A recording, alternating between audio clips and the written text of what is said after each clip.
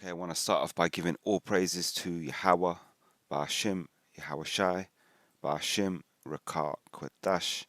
Double honors to the apostles and elders of Great Millstone, who teacheth the Bible in 100% truth, and shalom to the hopeful elect of the 12 tribes of Israel, especially the 144,000, who consist of the Negroes, Latinos, and Native Americans in the land of the Americas, as well as the speckled bird, the Israelite foreigners living amongst the other nations. Shalom to you.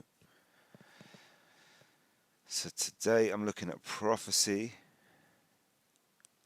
We believe that we are the prophets of the Bible, the prophets of the Most High, Yahweh, the God of the Bible. Through His Son, we gain this particular power through His Son, which is Yahweh Shai. And so with that, we believe the Holy Spirit is working with us in order for us to be able to break down these scriptures, understand them. They're written in a coded language. They're written in many parables and allegories, dark sayings, and the reason is to be able to make the book difficult to understand, easily to be picked up by anybody, yet difficult to understand what's actually been said in the book. And the main reason why it's like that is because obviously, for all the thousands of years ago, some of these scriptures have been written. You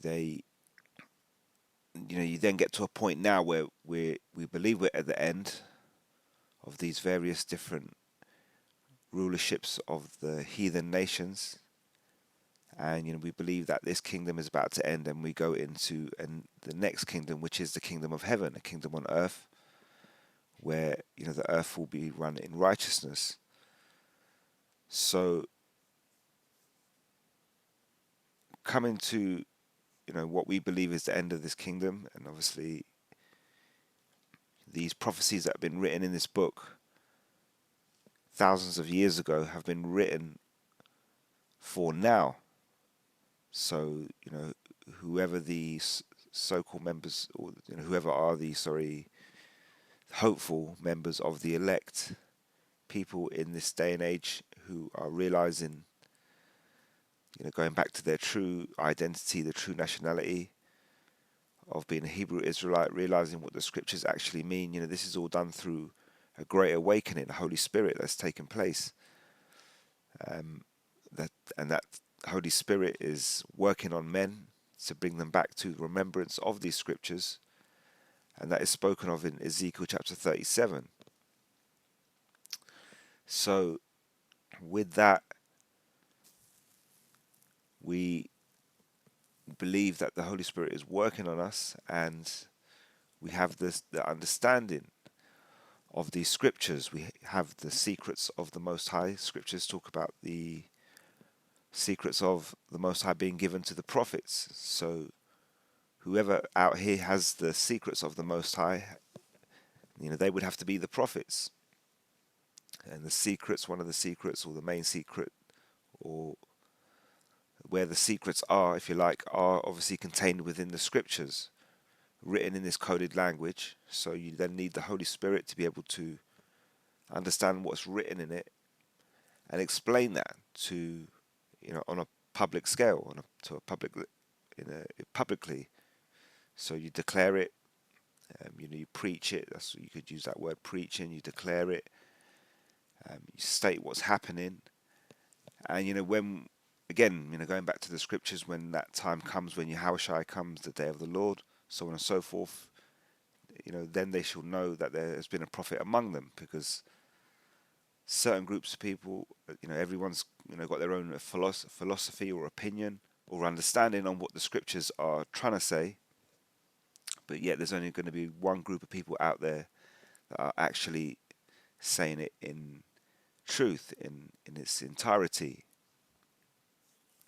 The Bible is pretty much, major parts of it are, where we live in today. It's a history book. It's events that have happened previously, but then there's also parts in that book which pertain to to the future. Obviously, had we lived, or we've been here 2,000 years ago, for example, then not all of that information would have been history at that point. Some of it would have been history, but some of, a lot more of it would have been future events. So, the Bible is like a book of history written before history takes place, written in a coded language so that people can't really work out what's happening or what's been said in it. So as we live out the course of history, human beings, we have this book that's written right in front of us telling us what's going to happen, yet nobody really realizes it. But then we get to the end, the Holy Spirit, the Great Awakening, Ezekiel chapter 37, a group of people will get woken up, brought back to the remembrance, and they will be able to decode this language by going to the prophets who have the secrets of the Most High, which are in this book. So saying all that, we've been warning you of particular events that are due to take place, mainly World War III, the Battle of Armageddon, which eventually will include the destruction of America. Now that will come on the day of the Lord, on the same day that a great deliverance takes place. You then have the implementation of the MOTB, which is spoken of in Revelation chapter 13, a worldwide monetary system which you can only be involved in if you had a device placed under your skin. And obviously it will be a digital monetary system. There will be no cash or coins, so on and so forth. So, we've got these major prophecies, due to come to pass. If we went back, we go back to I think January 2023, I made a statement that, by 2026, we're going to see World War III. And 10 months after that, then you had an event where the small hats, invaded the strip, the GA, ZA strip. And then from then on, we've been warning you. We've been saying, well, look, this event spoken of in the book of Jeremiah, I believe it's chapter 49 and 50. This is going to cause World War III. So this is a major sign that we're, very close to the end. And then you sort of fast forward from that. We've, you go sort of to the beginning of 2024. We've been warning you, saying, look, things are starting to speed up. Things are starting to heat up. The Most High's gathering the people of the world for this great day of the Lord. But, before that, we've got this time of Jacob's trouble. So all these events are going to take place. You go to the book of 2nd Ezra chapter 15, for example, speaks of uproars of the people. So the Most High, has been sort of working up the planet. And, we obviously had this particular event in 2020. And that's obviously a sign. That was like a test run for what's going to happen later down the line. But now we're here. We're later down the line. And then, if you think like last year, last summer, last September, things were heating up again on a geopolitical worldwide scene. And so then, the prophets, we came out and said, look, we're on the edge of Jacob's trouble. Now, we're not in Jacob's trouble. The peak of Jacob's trouble is, you're not gonna have to ask, are we in Jacob's trouble? It's going to be quite clear. It's going to be a breakdown in society around the world, so on and so forth. But, the time that we're in now, what I've been saying, especially, like I say, since September onwards, we're on the edge of Jacob's trouble. And I've been saying that the Most High is about to turn the world upside down. So turning the world upside down involves bringing the troubles spoken of in 2nd Ezra chapter 15, Jacob's trouble, uproars of the people, and this all goes towards leading us to the Third World War. It goes towards leading us towards the implementation of the MOTB with gradualism and major worldwide events affecting the economy And ultimately, the plan of the elites is to crash the economy and implement a new system of pay, which is the MOTB. But they also want to bring about this Third World War. This is a part of their plan to have, full control over the earth, over the people of the earth. And so this is a plan that has, been with these elites on the left-hand side, the ruling people of this society. It's been with them for decades, for centuries. This MOTB, this is not just an idea that just came up 2 weeks ago. They were planning for this hundreds of years ago. And so, but we are able to give you the secrets of what they're doing through the Holy Spirit, through the scriptures, and we're able to take that understanding and explain it to you. So myself, for example, I see a picture, and I'm trying to explain that picture when I make these particular videos.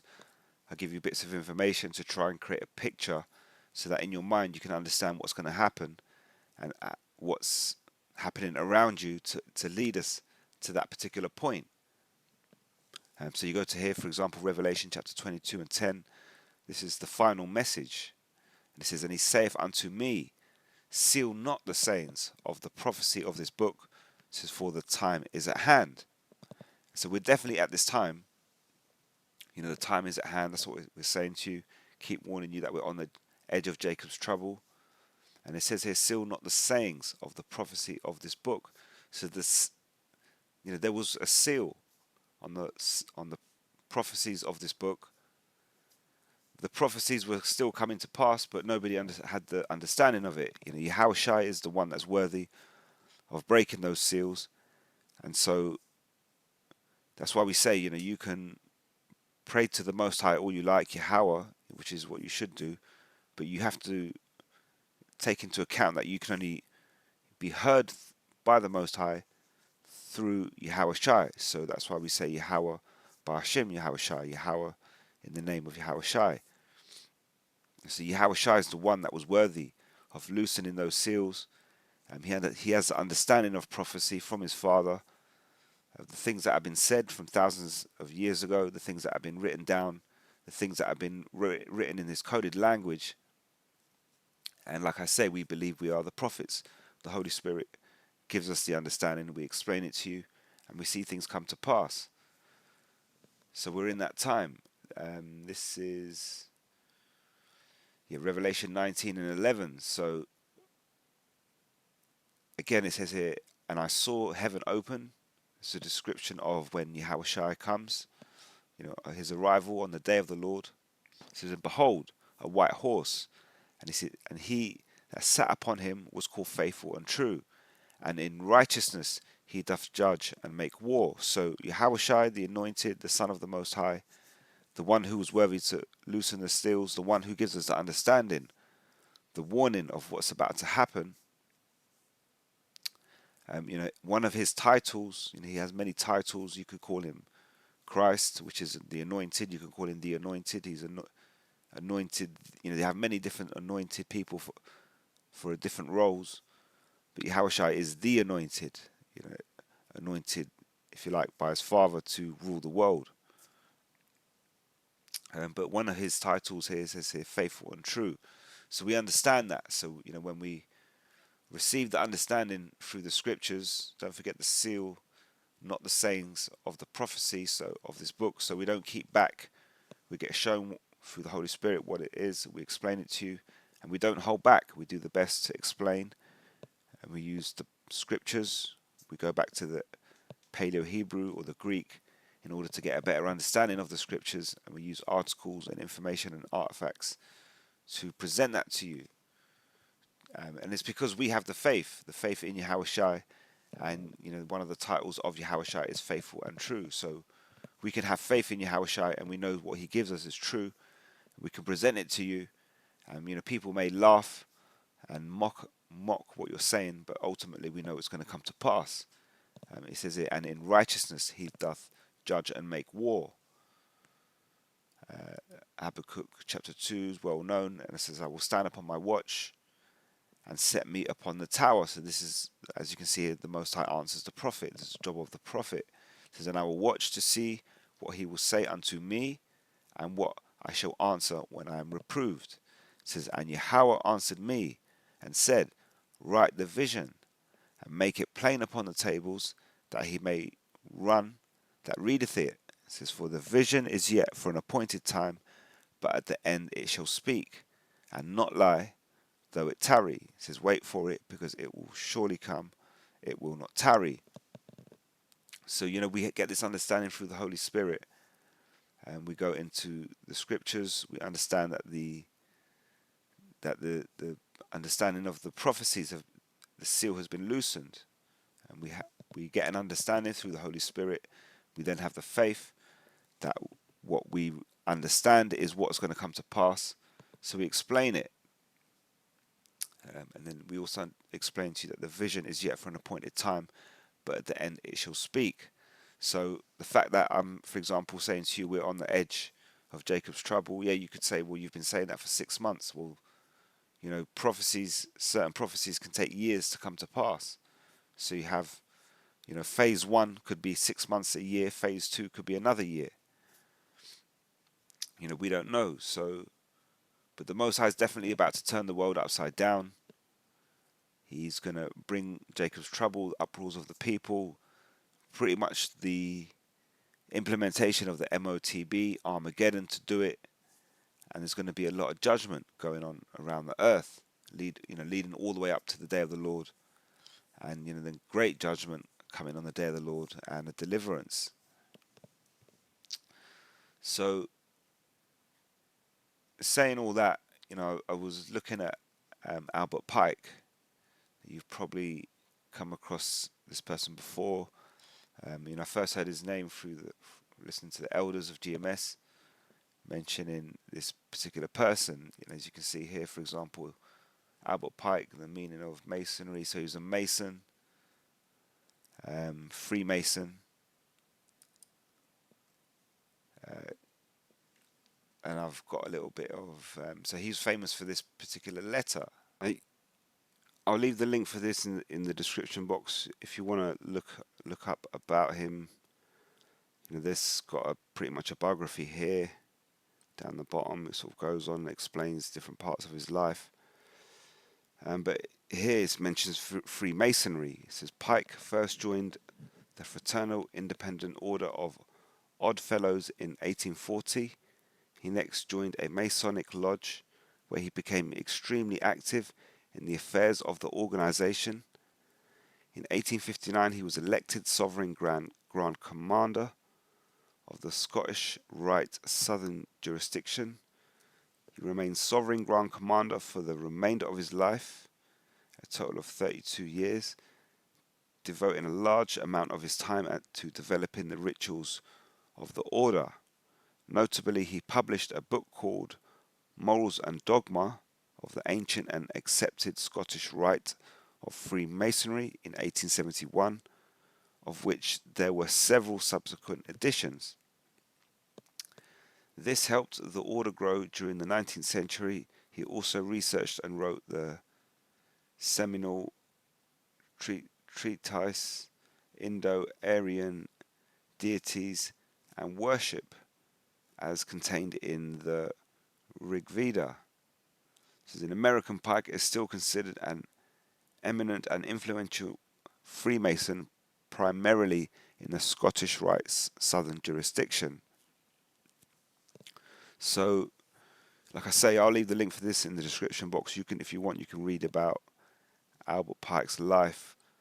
But the important thing that we need to know is he was heavily involved in Freemasonry. Freemasonry is, nowadays you've would have heard of the Illuminati. When you go back, they would have,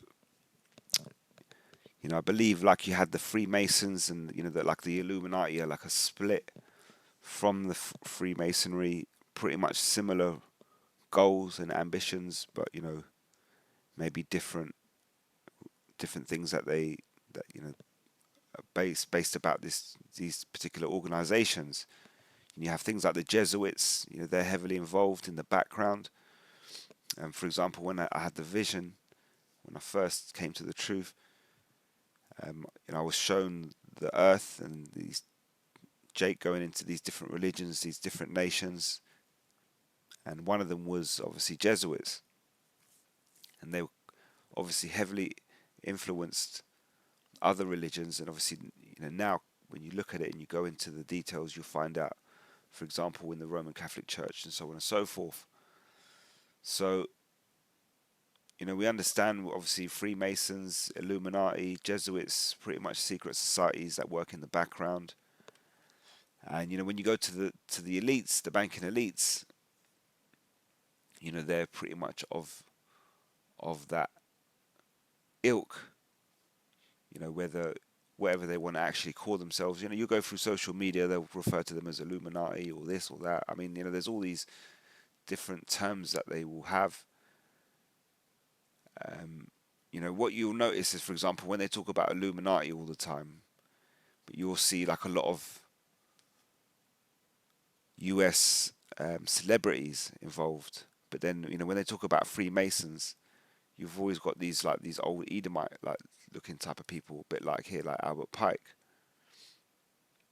So, it's kind of like a rebranding, if you like. But ultimately, you've just got same, group of people at the top of society who keep control of everything. Pretty much families like the Rothschild and so on and so forth. What we refer to as the elites, banking elites, international elites. And between this small group of people, they pretty much own all the organizations, all the corporations around the world, and everything pretty much fishtails their way back to them. Don't forget that reincarnation is a biblical concept. So before I spoke about having the understanding of these scriptures and how things were written thousands of years ago, and obviously throughout that time, we have been reborn on this earth many times, third or fourth generation through our father's bloodline. And so we keep coming back in our father's bloodline. And then obviously the same thing with the Freemasons, Illuminatis, Edomites, whatever you want to refer to them as. And so they understand that, the way we're on a high level on the right hand side, we have righteous understanding on a high level, and we understand the secrets of the Most High, things like reincarnation, coming back third or fourth generation through our father's bloodline. On the left hand side, on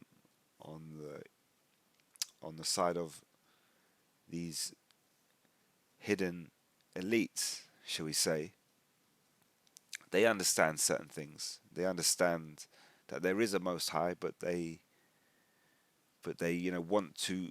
The fact that they keep this information from you, the children of Israel, they keep everything secret. They hide the name of the Most High. They hide the understanding of the scriptures because they know the power in it. That's why they don't really want you to get hold of this information. And that's why I always say, you don't want the Hebrew Israelites to come around calling on Yahweh, Bashim, Yahweh Shai, because to them, that signifies the end. It's the thing that they didn't want us to find out. And if you go back into ancient times, these other nations knew how much power there was for a Hebrew Israelite to call upon that name. So, looking at this is Albert Pike letter to Mazzini. This is what he's famous for, amongst other things. Up the top here it says the following is a letter, or is part of a letter, so it's actually part of it. It says that speculation claimed that Albert Pike wrote to Giuseppe Mazzini in 1871 regarding a conspiracy involving 3 world wars, so that they're planned in an attempt to take over the world. It says the Pike letter to Giuseppe Mazzini was on display in the British Museum Library in London until 1977. So this letter, or part of the letter that I'm about to read, it was actually on display in the British Museum in London until 1977. So this letter has been claimed by many internet sites to reside in the British Library in London, which denies the letter exists. So the British Museum, the British Library in London, currently in 2025, if you ask them about this particular letter, they say it doesn't exist. However, it was on display there until 1977. So if you were like say 20, 30, 40, 50 years old in 1977, you might have gone there, you might have seen it for yourself. So we know already something is up. Um, Now this goes back into, like I say a lot, you watch things like with these political leaders. You could make videos all day about this leader said this and this now the Chinese are going to do that, and now the Middle East, Iran want to say that. Sometimes I do videos. Oh look, this is what this particular leader is doing. You got Donald Trump, he's doing his things. But really, if you want to be honest and you think about it, everything is pre-planned. It's pre-planned by the Most High. It's prophecy. He's already said it. It's going to come to pass. Okay, that's the secret we got. But even on the left-hand side, they bring these things to pass, and it's all pre-planned, and it's very well planned, and it's all the details go into it. So things like World War III are going to happen because they've planned it. The Most High's planned it. The scriptures tell us. We know the seal has been loosened, and we have faith in the prophecies. We tell you what they are, and we understand that there is an elite on the left-hand side working to make it come to pass for their own purpose. So they're not doing it so that they can fulfill the prophecy of the Most High. They're doing it because they think it's a way for them to actually rule the world. So you watch these events, and people saying, "Oh, will we? Won't we? Will we? Won't we? Is there going to be a World War III? Is there?" Well, it's definitely going to be. It's definitely going to happen. The MOTB is definitely going to happen. These things are definitely going to come to pass. So going back to this letter, Albert Pike letter to Mazzini, it says the Illuminati plan for 3 world wars. This is dated August 15th, 1871. It says the following is a letter that speculation claimed that Albert Pike wrote to Giuseppe Mazzini in 1871 regarding a conspiracy involving 3 world wars. Says that were planned in an attempt to take over the world. It says the Pike letter to Giuseppe Mazzini was on display in the British Museum Library in London until 1977. This letter has been claimed by many internet sites to reside in the British Library in London, which denies the letter exists. Giuseppe Mazzini was an Italian revolutionary leader of the mid-1800s, as well as the director of the Illuminati. You've got Albert Pike, historical Masonic figure, was a 33rd degree Freemason, occultist, Grand Master, and creator of the southern jurisdiction of the Masonic Scottish Rite Order. So these people aren't just any old people. These are, highly prominent figures in their particular time. And even today, like I say, these within, as it said, within the Masonic world, they, especially in the southern jurisdiction, they still hold him of the Scottish Rite, of the Masonic Scottish Rite Order. They still hold Albert Pike in high esteem. So following are apparently extracts from the letter showing how 3 world wars have been planned for many generations. First World War. So I'm going to bounce through the first 2 and concentrate on the third one. First World War says must be brought about in order to permit the Illuminati to overthrow the power of the Tsars in Russia. And it says, and of making that country a fortress of atheistic communism. It says the divergence caused by the agentur, the agents of the Illuminati, between the British and Germanic empires will be used to foment this war. It says at the end of the war, communism will be built and used in order to destroy the other governments and in order to weaken the religions. So you can sort of see how they plan it, and they plan. If we go through this process, we can tick these boxes along the way, and we can end up pushing the world in a particular direction. Second World War, it says must be fomented by taking advantage of the differences between the fascists and the political small hats. So we know, this again. This is like what World War II was pretty much about. It says this war must be brought about so that the these guys, that the anti-small hats, is destroyed, and that the political small hats be strong enough to institute a sovereign state of Israel in Palestine. So this is the Ballflower Declaration in 1948. Was not the anti-small hats defeated? You know, the Allies, they won the war, and then they said, we saved your way of life. They saved it from that ism, and so they destroyed it. And at the same time, the Ballflower Declaration, the British snuck in and created a state for the small hats in Palestine. It says during the Second World War, international communism must become strong enough in order to balance Christendom. So it says, which would be then restrained and held back in check until the time when we would need it for final social cataclysm. So, the scriptures tell you, the book of Revelation, the first world, the second world, and the third one come quickly. And it's because, there's this particular plan to throw the world in a particular direction. And now reading what the description of First World War, Second World War, you can quite easily see that, it's been fulfilled.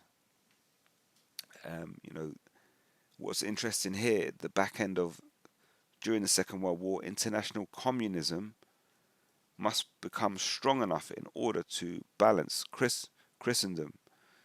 So they didn't want just the whole world to be, Christian and religious. Like they pretty much wanted communist states out there as a balance, to have like opposing sides.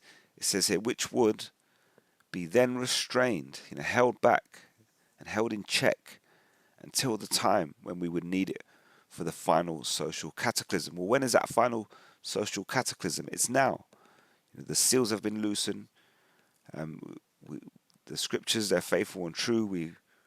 We understand that the vision is yet for an appointed time, so we're breaking it down to you. And so this is where it gets really interesting, you see, because you can now say, oh, anybody wrote that. Anybody could have written that and blah, blah, blah, and whatever else. But the third woe hasn't happened yet. It's about to happen. We're on the edge of Jacob's trouble. And we're explaining it to you. We've been explaining it for, for weeks, months, years. And then this final social cataclysm, where this balance of communism and Christendom has been restrained and held back until that time that they need it for that final social cataclysm. We're in that time. We're on the edge of Jacob's trouble. The Most High is about to turn this world upside down. So when you read the next part now, it doesn't matter who wrote it. You can say, well, Albert Pike wrote it. He did write it. He didn't write it. Whatever.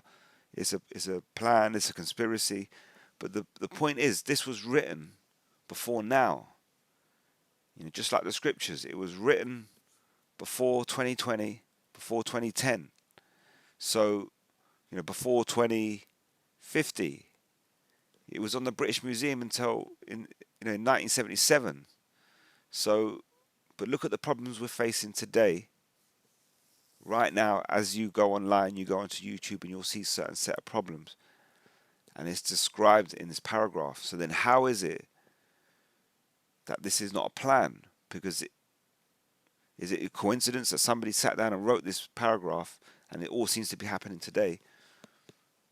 Well, this is where it gets interesting. It says here the Third World War, it says, must be fomented by taking advantage of the differences caused by the agentur, the agents of the Illuminati.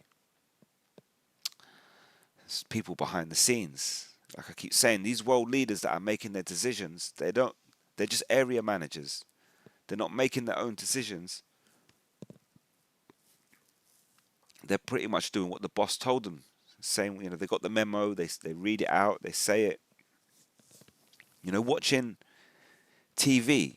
When you watch TV, right? I like watching sport because sport is real. When you go outside of watching sport on TV or live events, sporting events, you realize that everybody else on TV is pretty much pretending to be somebody. The people in the advertisements, they're pretending to be somebody. The people on the TV program, they're pretending to be somebody. The actors are pretending to be somebody. So outside of a natural sporting event where people are just doing what they got to do to win, everybody else on TV is pretending to be somebody.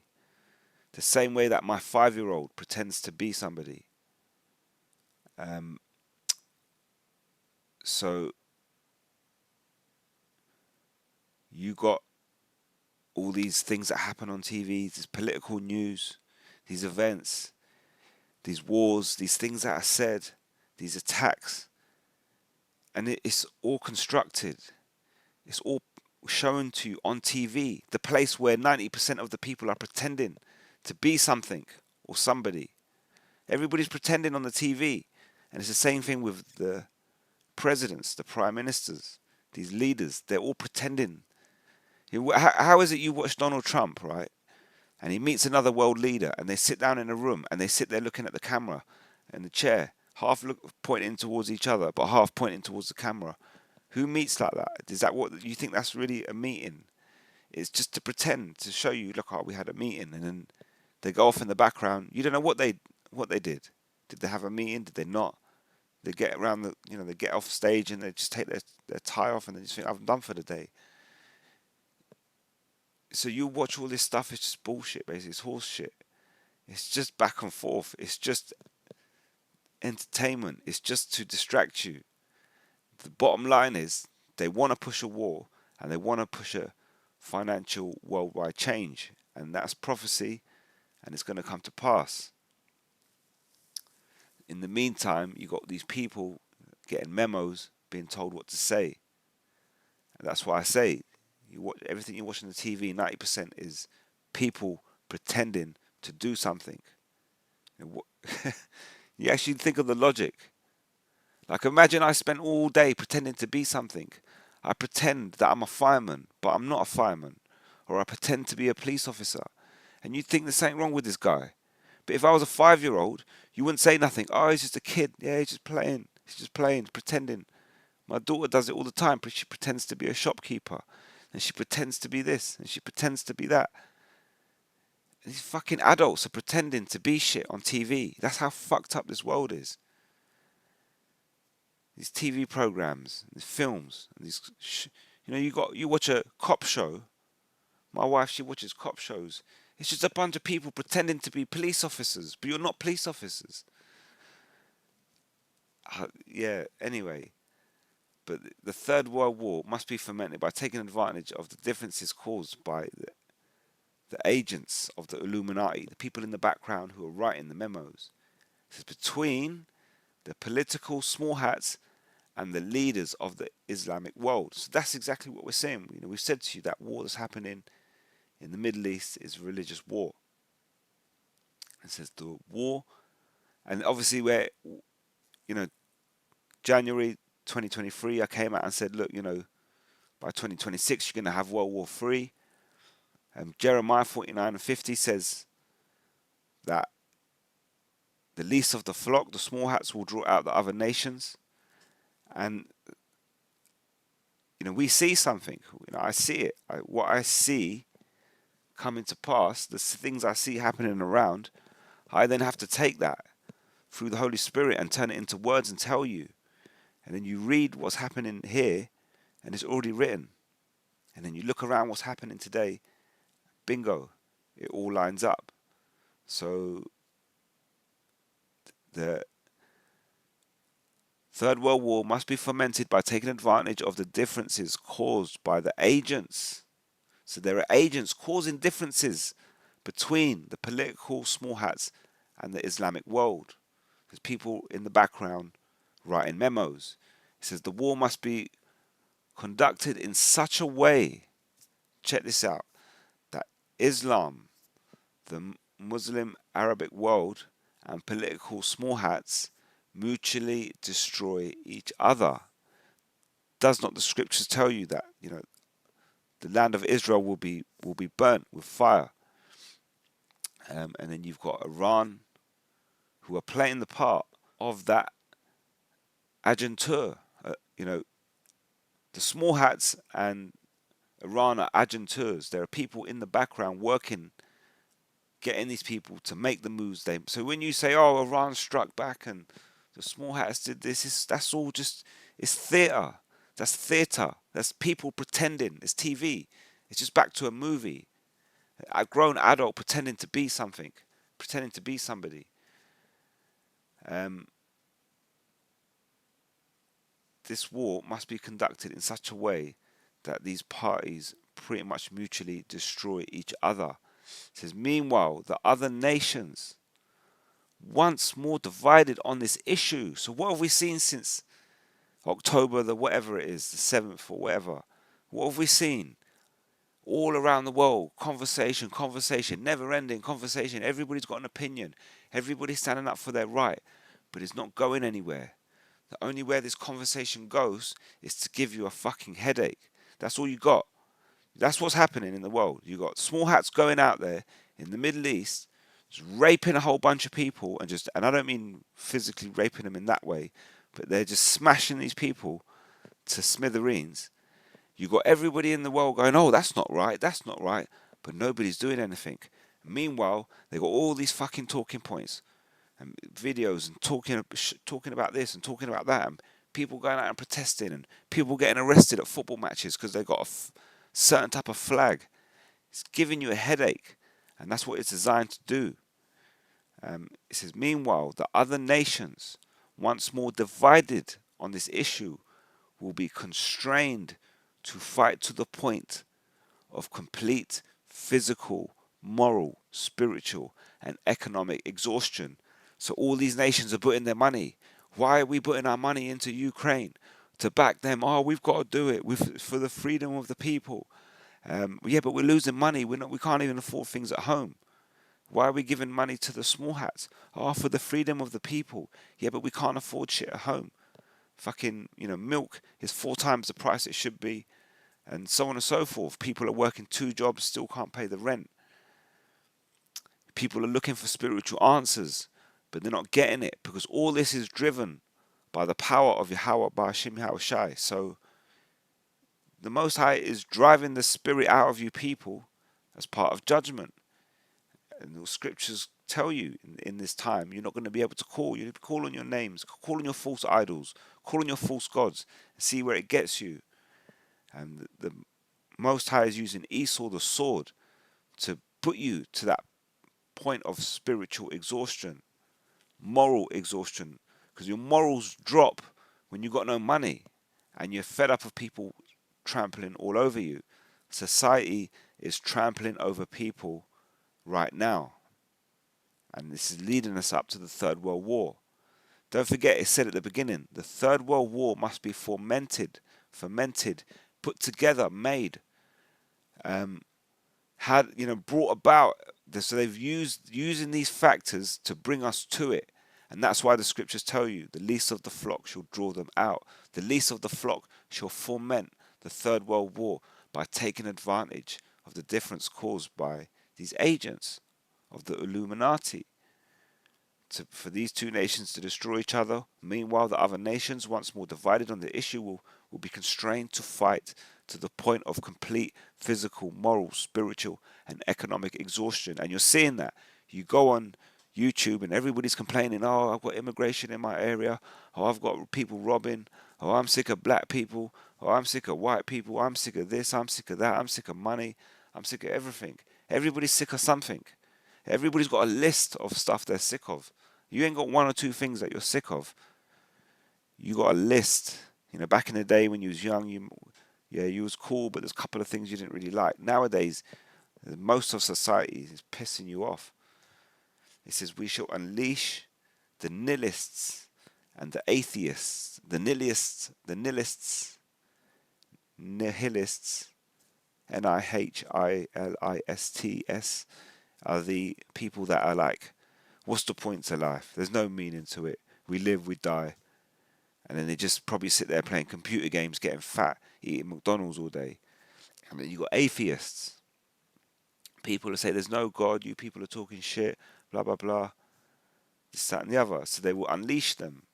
And we have that in society. You know, you have your transformer people and your your freaks and your tattoo people. These are those types of people. There's no God. We just live, we die, we just do what we got to do in the meantime. You know, your swinger people, they're part of that.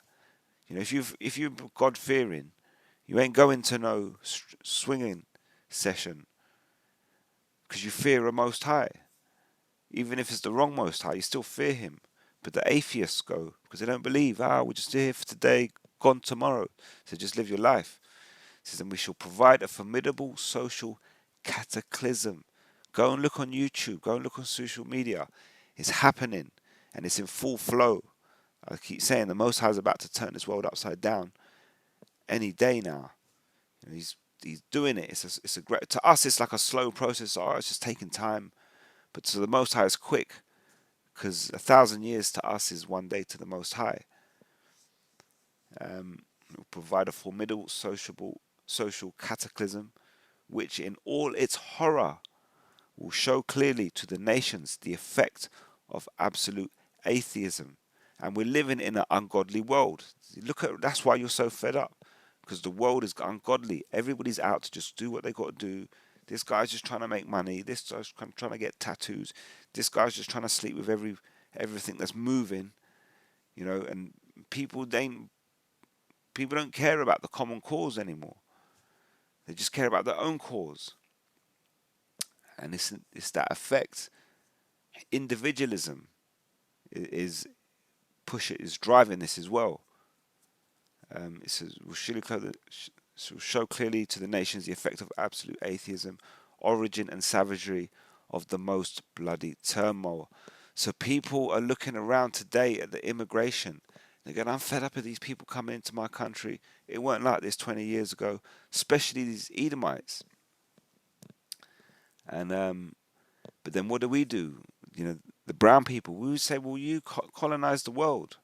You know, you came to Australia, you took it over. The Aborigines, you took over the Byzantine, you took over the Native Americans.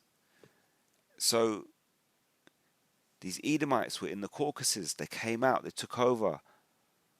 They were brutal with it, and there was bloody turmoil. And now they have everything. And you notice how information's out there. Yes, the prophets are bringing it out. The Most High is bringing it out. And the Illuminati have got a reason for it to come out, because they want to upset everything. So read this paragraph again. It says, meanwhile, and this is what's happening on social media right now.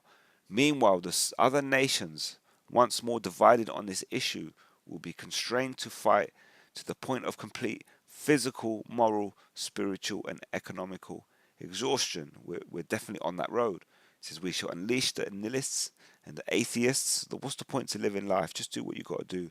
And we shall provoke a formidable social cataclysm.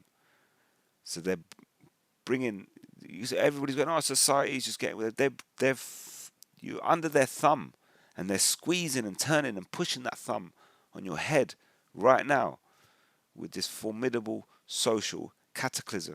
It says, which in all its horror, so look at that, that's how you want to describe it, which in all its horror will show clearly the nations the effect of absolute atheism, origin of savagery. So we look around, and why is the world like this?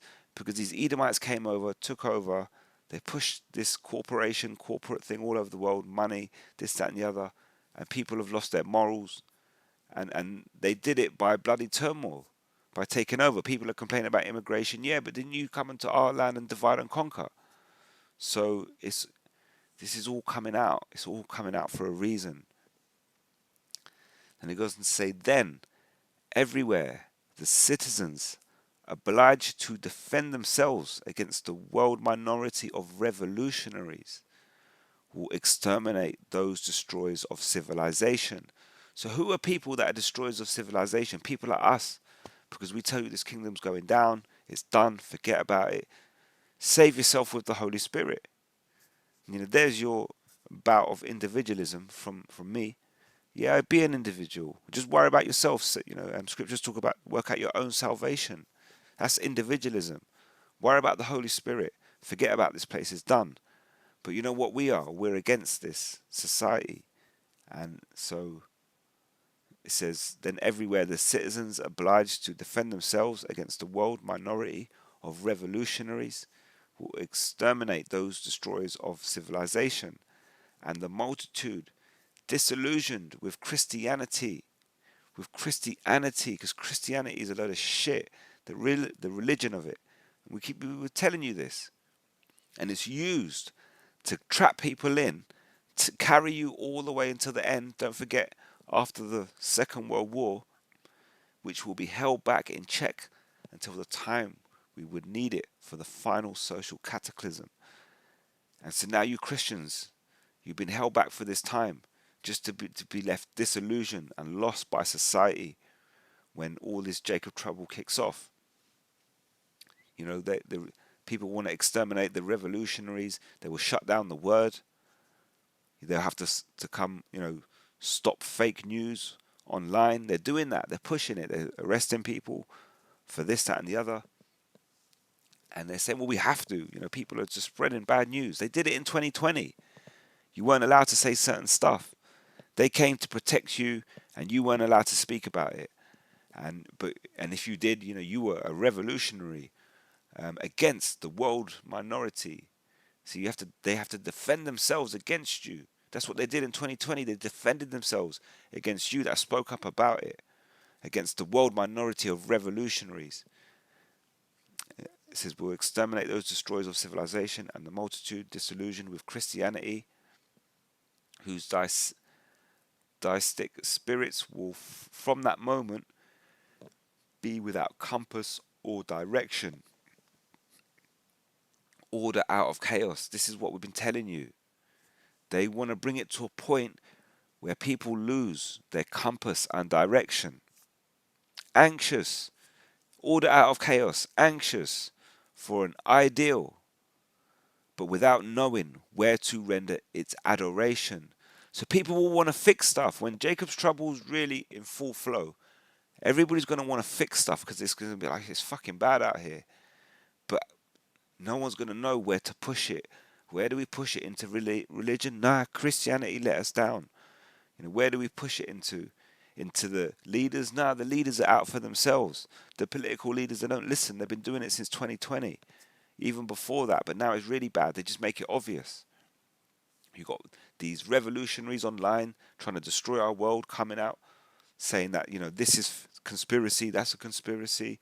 No, none of it's a conspiracy. It's just all gone wrong. And we want to fix it. But where? How?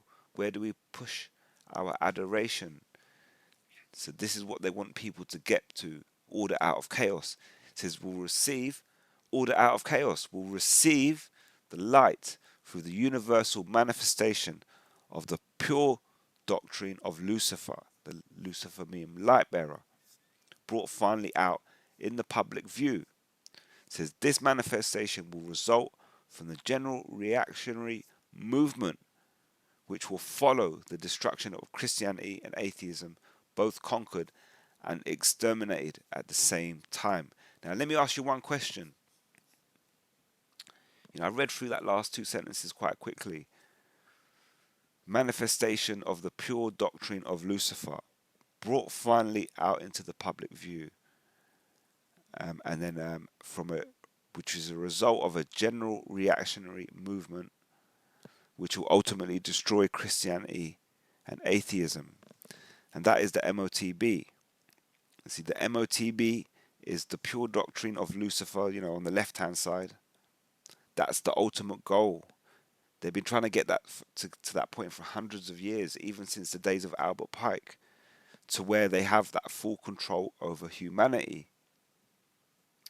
That's the doctrine. The MOTB is the doctrine of the wicked. When they hit that, they've hit the pinnacle of what they want to do. So it's here brought finally out in the public view. I've said this many times. All this thing about conspiracy theory, But when they slap the MOTB inside people's hands, nobody's ever going to argue with you conspiracy theory again. That word conspiracy theory is going to be dead. They're going to say, yeah, you're right. It's fucked. We're ruled by these people. And that's going to happen because the MOTB is going to make it obvious. Remember, we told you this so-called conspiracy theory.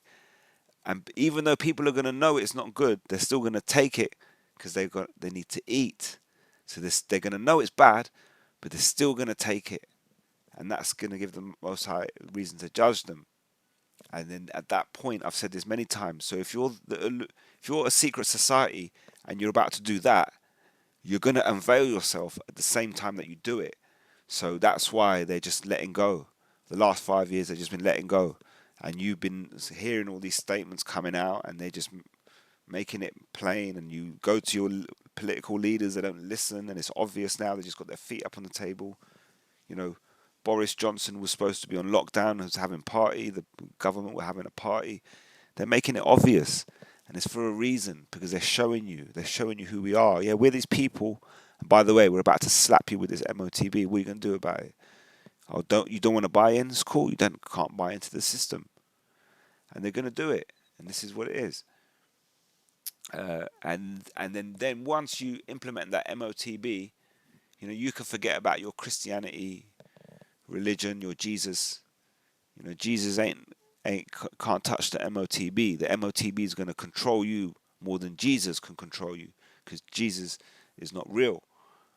And atheism, there is no God, because everybody's going to come under that control of the MOTB. MOTB is going to become the Most High, that central database, the elites that function it.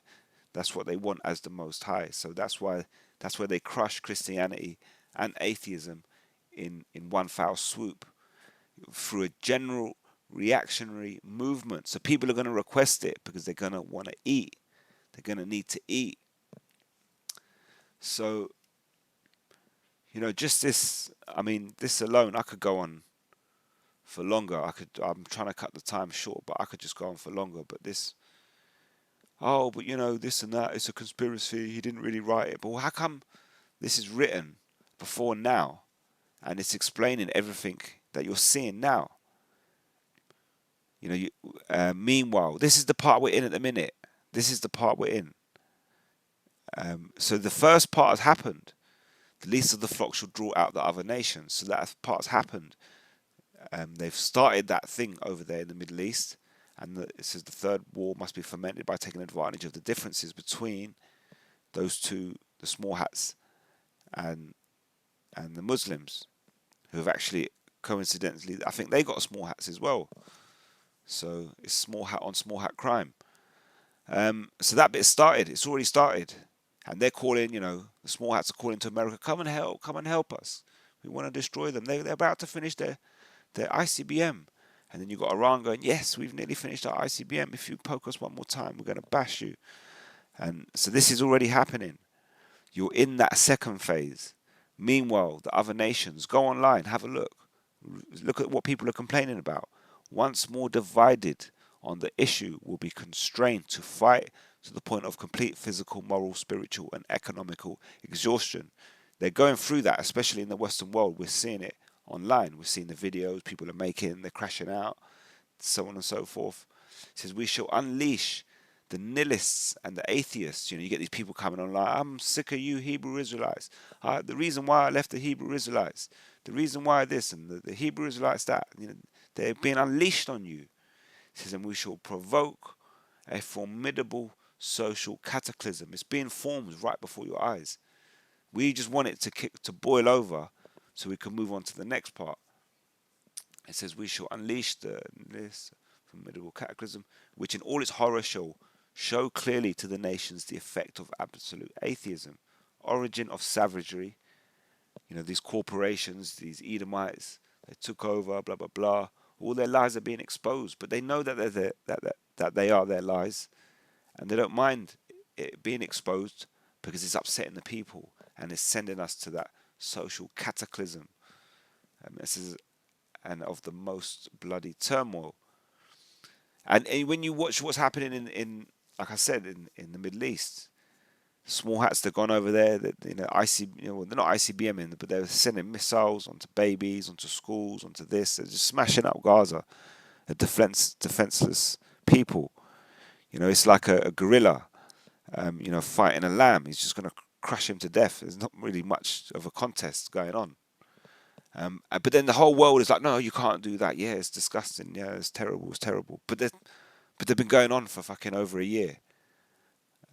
23, 24, yeah, a year and a half, nearly coming up to 2 years almost. So they're showing you, it's in front of your face, the bloody turmoil, the way that they get on, these Edomites, they're showing you in your face. But at the same time, people are still just going on to work because everybody's got something to do. Everybody's busy. I got to get to work, and I got to get this, and yeah, it's terrible, but see, the other thing that happens in England is like, it's their problem over there. It's not really our problem. So that's what a lot of people are like. Now it is your problem because they're drawing you into this third world war. You don't really realize it. A lot of the problems in the world are caused by colonialism, divide and conquer. You've got a lot of people in England moaning, "Oh, how come we've got so many Pakistanis over here? Oh, they're flooding the streets. It's like Baghdad. It's like Karachi or whatever." Hang on a minute. There would be no Pakistan if you didn't go over there and pick up a group of people, take them out of their homeland, dump them somewhere else, and create the state of Pakistan. Then you disappeared. Your completion of your divide and conquer. 50 years later, these people that you made homeless are now in your land complaining, and you're complaining, where did they come from? You created them. But it's all coming out, you see. It's designed to be obvious and to see it, and to people to what we do. We go on the comment board and we just tell each other, "Oh yeah, I've been doing it all the time. Yeah, you Edomites are this and that and whatever. Caucasians, you did this, you did that." It's the bloody turmoil. It's the origin of savagery. It's being exposed. It's upsetting people. We need an answer. And so we're waiting for the next part to happen. Then everywhere, the citizens. This is when 2nd Ezra 15 kicks in. Uproars of the people. They should not regard their kings or their princes. It says, then everywhere, the citizens are obliged to defend themselves against the world minority of revolutionaries. All these people who don't want to say how they're going to fix it, they've got to go. It says, we'll exterminate those destroyers of civilization, the people like us. It says, because we're doing it verbally, and that's what's going to upset them, because the confusion, the paragraph before, meanwhile the other nation's more divided. It's all verbal. We're throwing words at each other, and people are upset. So the people will end up defending themselves. They'll take actions into their own hands. We'll exterminate those destroyers of civilization and the multitude disillusioned with Christianity. So you religious people whose dissectic spirits will from that moment be without compass or direction, because your religion is full of shit. Anxious for an ideal. We need to fix this. It says, but without knowing where to render its adoration. Give us an answer. Oh, the answer is the MOTB. And World War. See, with World War III and the MOTB, we say that the MOTB's got to come before the destruction, which it does. But Armageddon could quite easily start next week. And then when Armageddon starts, that could go on for like 9 months. It could go on for a year. And that war will catapult the financial system into a collapse. And then you could have the MOTB come out while Armageddon's playing out in the background. And don't forget, when the MOTB then can get moved up to a stage and to this stage, and when it gets made to mandatory, then we know it's only weeks. So at that point, it will be too late for World War III to start, because there'll only be weeks left for the deliverance. So it has to start before it's already started. But we just want it to escalate to that particular point.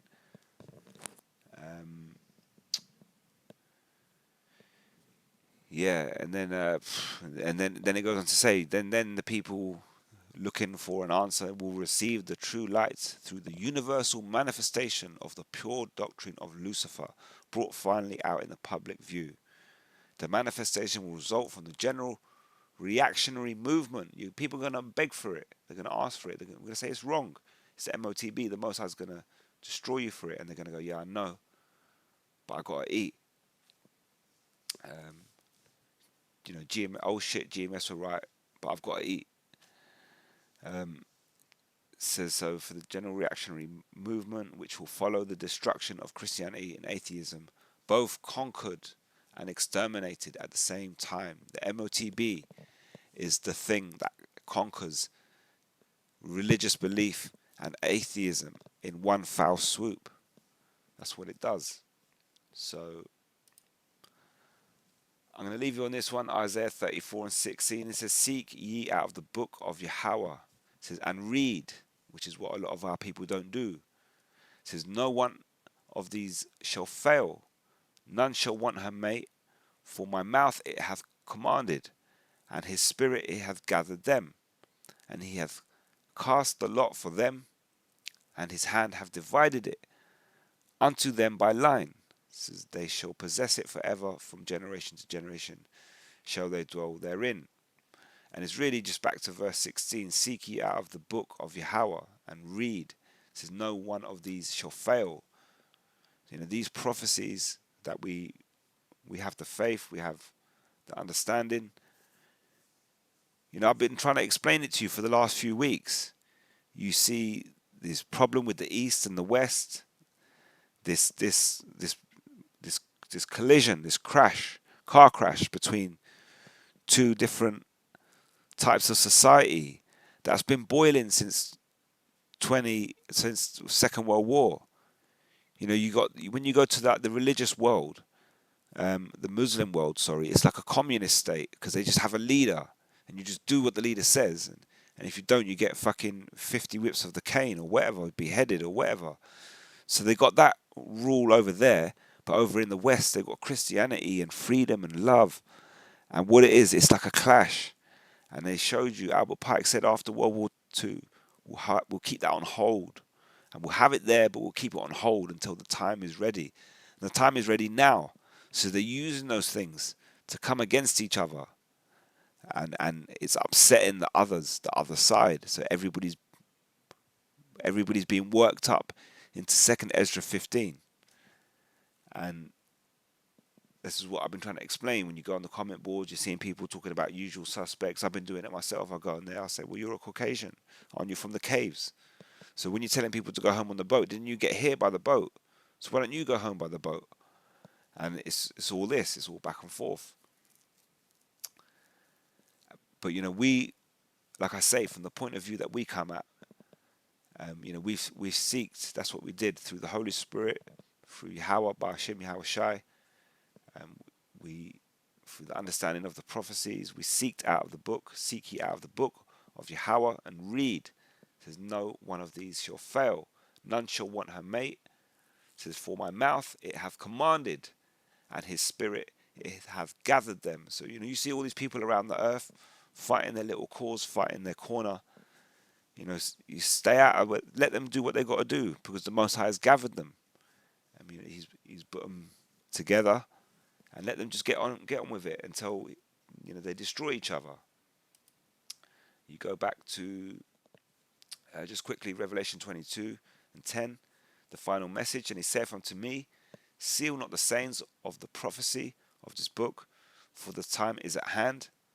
And you can see that the time is at hand. Even what Albert Pike wrote is coming to pass. It says, "He that is unjust, let him be unjust still. And he which is filthy, let him be filthy still. And he that is righteous, let him be righteous still." It says, "And he that is holy, let him be holy still. And behold, I come quickly, and my reward is with me, to give every man according to his works shall be. I am Alpha and Omega, the beginning of the end, the first and the last." So, it says here, "He that is just, let him be unjust still, and he which is filthy, let him be filthy still. He is righteous, let him be righteous still." Because you go online and you see all these people, they're divided, and they're going against each other, and this is exactly what the Illuminati created. And you've got this problem, and it's done Remember what it said, Albert Pike, it's done to bring the people to, physical, emotional, spiritual, and economic exhaustion. So don't let yourself be exhausted like these people out here. We have a high level of understanding and we know that the end is very soon. So I hope that's edifying. I'm going to leave it right there. Until next time, all praises to Yahweh, Ba'ashem, Yahweh Shai, Ba'ashem, Rakak Kwadash. Until next time, Shalom.